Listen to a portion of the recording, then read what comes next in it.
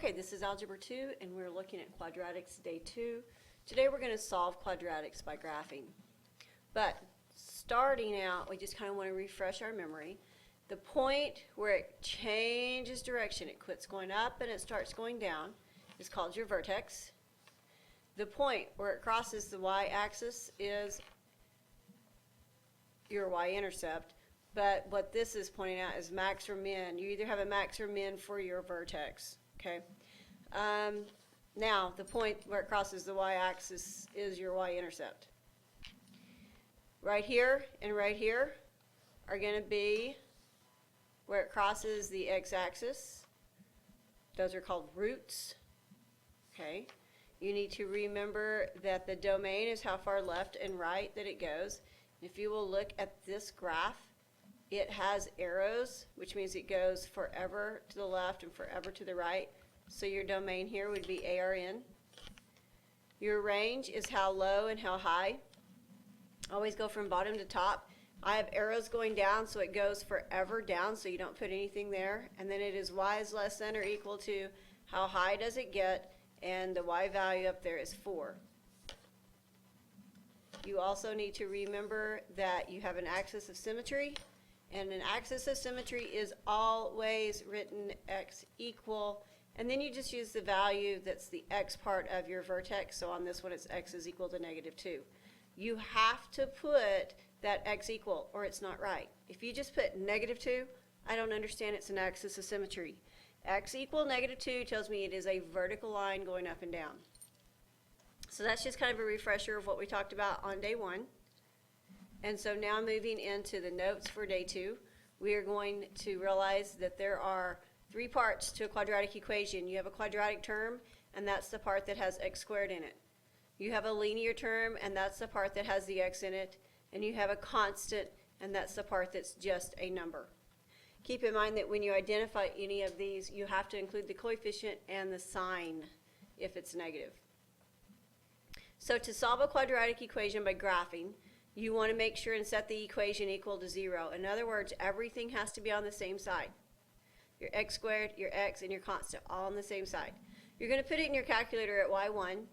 You're going to probably want to look at your graph, just like Zoom 6. Just take a look and figure out how many solutions or roots or zeros, whatever you want to call it, does it have. In other words, how many times does it cross the x-axis? If it does not cross the x-axis, there are no real roots. If it crosses the x-axis one time, you have one solute, otherwise known as a root or a 0. If it crosses the x-axis twice, you have 2 solutions. And then you're going to find the solutions, and they're where it crosses the x-axis. There's a couple of different ways you can go about actually finding the solution, and we'll go more in depth on that here in a minute. So let's look at a problem. We have x squared minus 4x minus 7. You want to start by putting that in your calculator at y equal. So take your calculator, go to y equal, clear out anything that is there. And then you're going to put in x squared minus 4x,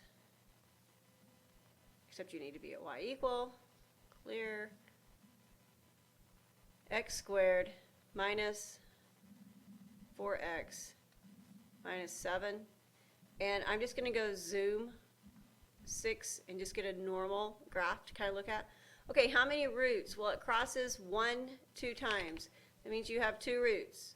The quadratic term comes from looking up here, and it is x squared. The linear term is from up here, and it's where the x is, so -4x. Make sure you put that negative with it. And then your constant is -7. So now we need to find the y-intercept. The y-intercept, you can simply go to your table, except you want your table to start and be with like normal numbers. So let me get that set. When x is 0, y is -7. So -7. Okay, so you're going to look at your table where x is 0. You might want to make a note of this on your handout. Okay, your y-intercept, you look at your table, you see when x is 0.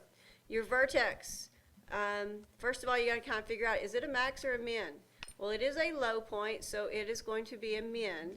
So you're going to do second calc in max or min. On this one, we're going to be doing min. So second calc, we're going to go to number 3 for minimum. I'm going to get to the left of the vertex.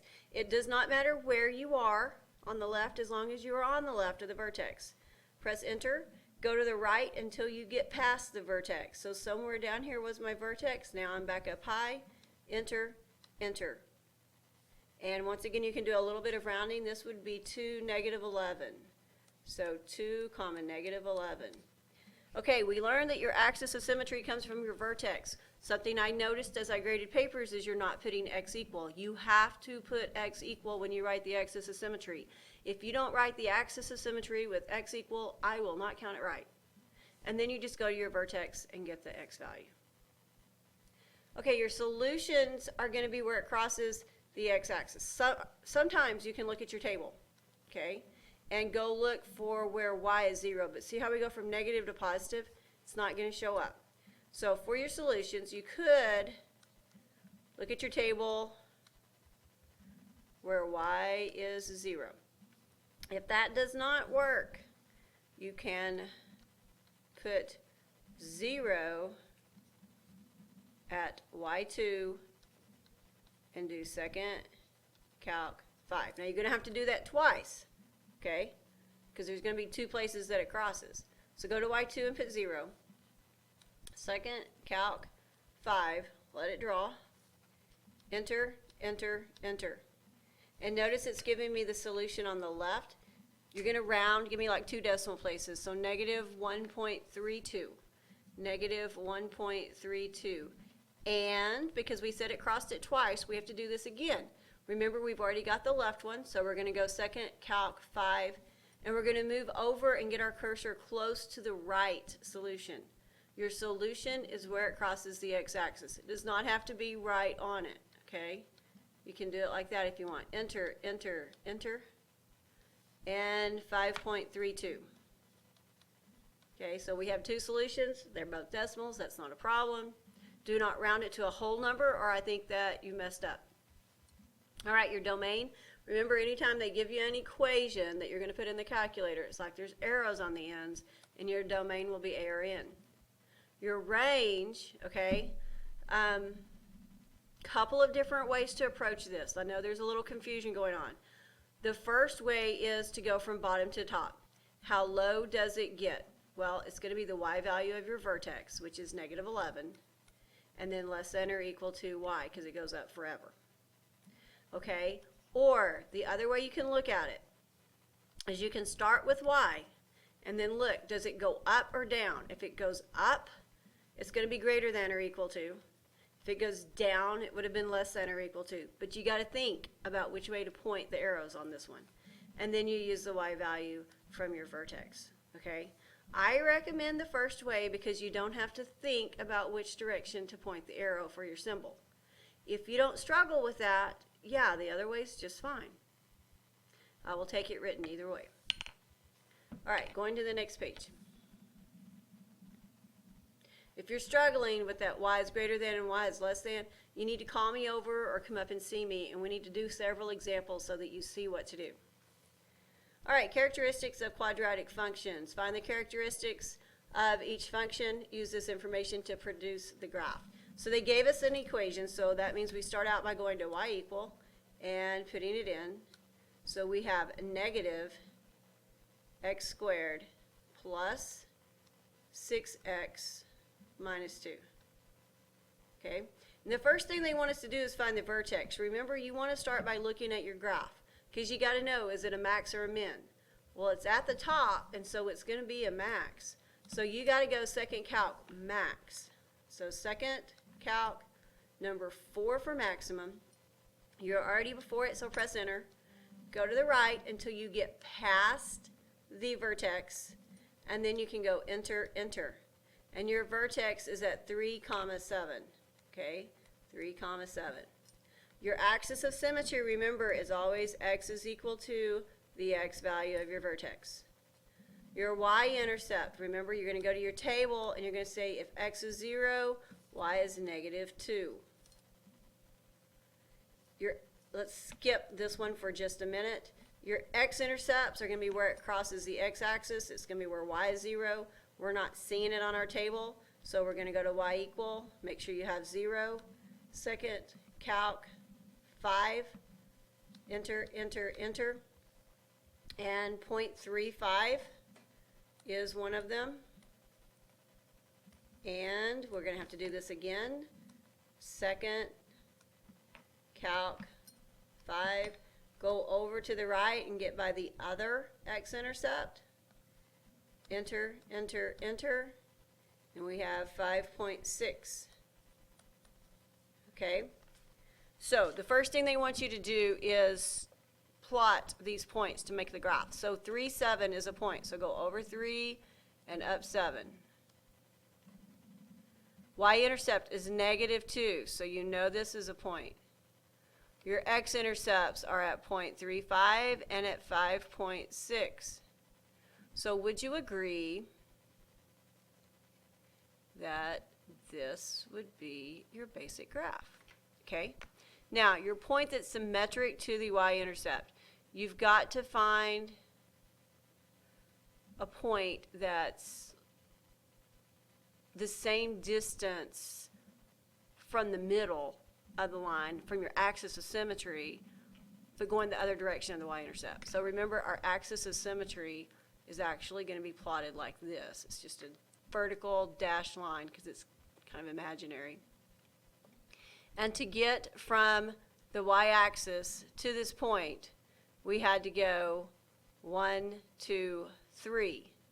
That means you're going to go 3 further. 1, 2, 3 takes you at 6, comma, -2. So your y-intercept, okay, if you wanted to think of it as being a point, your y-intercept was 0, comma, -2. You know that to be symmetric to the y-intercept, you got to be the same y value. So you know it's going to be -2. You could also have gone to your table and found the other place that was -2, and that's 6. Okay? So you can get that from your table, or you can get it from looking. Find your y-intercept, count to the axis, count that much further. Y value should stay the same. And then you can use this information, or you can use your table on your calculator, whatever you prefer, to give me some points. So like, we know that 3, 7 is a point. We know that 0, -2 is a point. We know that 6, -2 is a point. We know that 0.35 is a point. We know that 0.56 is a point. We knew all of that from the characteristics we listed. Then you could look over here and go, okay, well, 5, 3, and 1, 3 are also points. And so you would just add those to your table. Okay, looking at B, it's in a little different format, but we can still put it into y equal and get all of the same information. So 2 open parentheses, x plus 1, close quantity squared, plus 3. Once again, look at your graph and just get an idea of what's happening. Okay, so it opens up, so my vertex is actually going to be a minimum. Notice it never touches the x-axis, so there are none as far as x-intercepts go. So let's find our vertex. Second, calc 3 for minimum. You're going to have to go over and get to the left of it. Press enter. Go to the right of it. Enter, enter. And -1, 3. So your axis of symmetry is x equal -1. Your y-intercept, if you go to your table, is at 5. And so we could plot these, -1, 3, 0, 5. Probably going to want to look at your table, get a couple more points. Let's go with -2, 5 and 1, 11. So 1, 11, -2, 5, and you have a graph. So you're going to want to look at your table to find your point symmetric. Remember, it's symmetric to the y-intercept. Your y value has to be 5, So it's going to be not 0, 5, but negative 2, 5. So negative 2